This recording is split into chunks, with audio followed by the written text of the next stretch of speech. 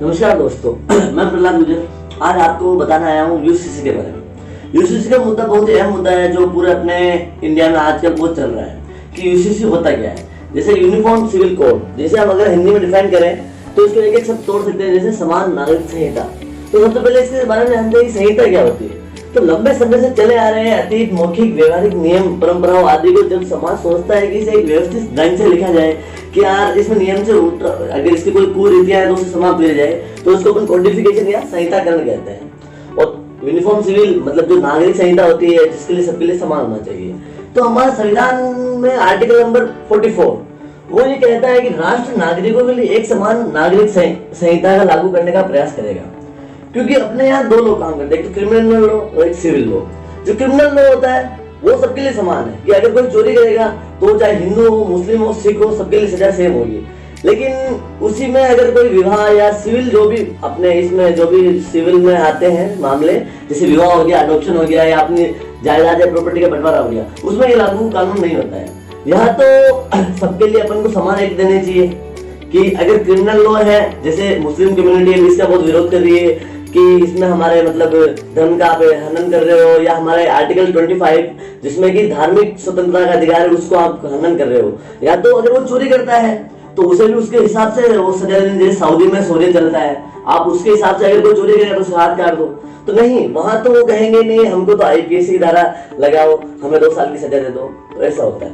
लेकिन कहीं जगह अपने यूसीसी अभी तक लागू हो भी गया है। जैसे कि अभी हिंदू सक्सेशन एक्ट आया है, इसके अंदर ये 1959 में है। इसके अंदर जो अपन पहले रूढ़िवादी जो थे कि हमको कैसे इसका बंटवारा करना चाहिए या कैसे पुनर्विवाह करना चाहिए, वो खत्म हो गया है। और इसमें अपन को वुमन को संपत्ति का अधिकार मिल गया है। अधिकार पहले भी था पुत्र के बराबर, लेकिन उसमें लिमिटेशंस थी कि वो उसे सेल नहीं कर सकती है, उसे बेच नहीं सकती है। लेकिन अब जो आया है उसमें ये सेल कर सकती है, उसे पूर्ण रूप अधिकार मिल चुका है।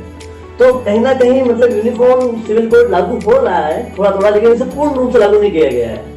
और इसी के साथ मुस्लिम में भी बहुत सारा यूसीसी लागू हो गया है। जैसे अभी अपना एक्ट आया 3 तलाक का 2018 में, इसके अंदर यूसीसी लागू हो चुका है उनके कि अपन आर्टिकल 25 का बिना हनन करते हुए भी यूसीसी लागू कर सकते हैं। लेकिन बहुत सारे हैं अभी तक इसमें जैसी कुरीतियां हैं, जैसे निकाह हलाला। सबीना बेगम ने इसके लिए पिटीशन दायर की है, लेकिन इसके लिए सुनवाई नहीं की जाती है। भाई मुस्लिम कम्युनिटी में 90% महिलाएं इसका वो सपोर्ट कर रही है कि ये हटाया जाए। जैसे पॉलीगेमी हो गई। पॉलीगेमी मतलब अगर धर्म का पूर्ण रूप से अगर उसमें अगर इस्लाम में नहीं दे रखा हो कि अपन को पॉलीगेमी करनी चाहिए तो अपन को पॉलीगेमी को हटा देना चाहिए।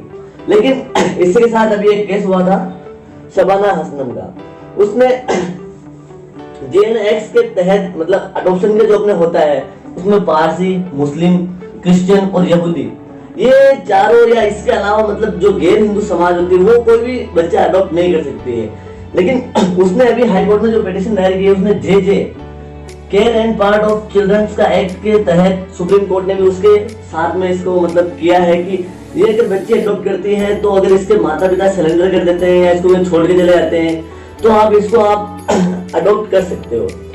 तो अब अपने पास 4 ऑप्शन है कि या तो आप सबके लिए अपना खुद का एक्ट बना दो, जैसे हिंदू सक्सेशन एक्ट है वैसे मुस्लिम सक्सेशन एक्ट हो गया, मैरिज के लिए खुद का है। क्योंकि जैसे कि अपने हिंदू समाज में 18 साल से बाद के विवाह को लीगल माना जाता है, उससे पहले अगर कोई लड़की विवाह करेगी तो वही लीगल है। लेकिन उसी में मुस्लिम समाज में अगर कोई 13 साल की हो गई है तो उसका विवाह करा दिया जाता है और उसमें वो क्रिमिनल में नहीं आता है। तो इसीलिए बहुत सारी महिलाएं परेशान हैं, बहुत सारी मुस्लिम महिला भी इसका सपोर्ट करती है कि हमारा यूसीसी लागू किया जाए। तो इसलिए हमें यूसीसी लागू करना चाहिए कि समान एक कानून एक सत्ता।